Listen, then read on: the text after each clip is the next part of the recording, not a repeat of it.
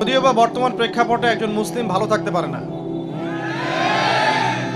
বর্তমান প্রেক্ষাপট এতই খারাপ, কিয়ামতের আলামতগুলো এমনভাবে প্রকাশ হয়েছে এখন যে একজন ইমানদার মুসলিমের পক্ষে নিশ্চিন্তে থাকা আর ভালো থাকাটা খুব কষ্টকর।